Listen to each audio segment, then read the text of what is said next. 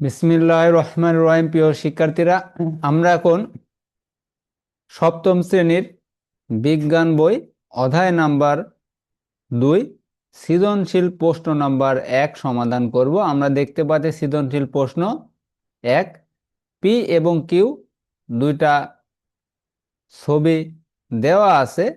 ক নাম্বার প্রশ্ন, রক্ত কি? খ, দেহ ত্বককে টিস্যু বলা হয় কেন, ব্যাখ্যা করো।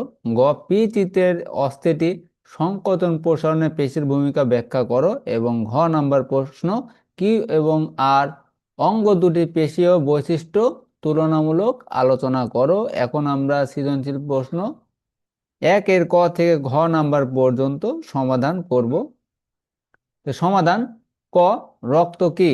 উত্তর: রক্ত হলো এক ধরনের লাল বর্ণের স্বচ্ছ ক্ষারীয় এবং লবণাক্ত তরল যোজক কলা। এটি মূলত রক্তরস বা রক্তকণিকা নিয়ে গঠিত।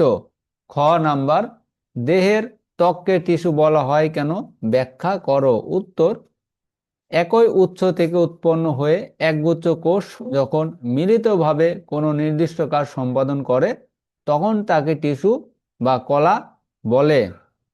দেহের ত্বক বা চামড়া অসংখ্য অ্যাপিথেলিয়াল আবরণী কোষের সমন্বয়ে গঠিত।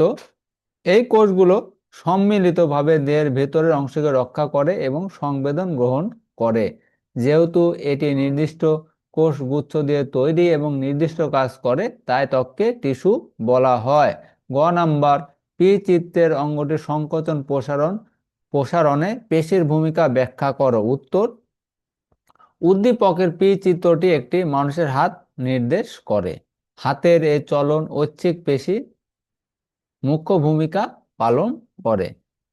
বিপরীতমুখী কাজ: হাতের সংকোচন প্রসারণ মূলত এক জোড়া পেশির বিপরীতমুখী কাজের মাধ্যমে ঘটে। বাইসেপস এবং ট্রাইসেপস সংকোচন: আমরা যখন হাত বাঁকা করি তখন বাইসেপস পেশি সংকুচিত হয় এবং ট্রাইসেপস পেশি প্রসারিত হয়। এর ফলে হাড় সংলগ্ন টেন্ডন হাড়কে টেনে তোলে। প্রসারণ: হাত সোজা করার সময় ট্রাইসেপস পেশি সংকুচিত হয় এবং বাইসেপস পেশি আগের অবস্থায় ফিরে যায়, প্রসারিত হয়। ঘ নাম্বার, কিউ এবং আর অঙ্গ দুটি পেশির বৈশিষ্ট্যের তুলনামূলক আলোচনা করো। উত্তর: বৈশিষ্ট্য: কিউ পাকস্থলী পেশি অনৈচ্ছিক এবং পি হাতের পেশি ঐচ্ছিক। গঠন: তন্তুর মতো দুই প্রান্ত সরু মাকু আকৃতির,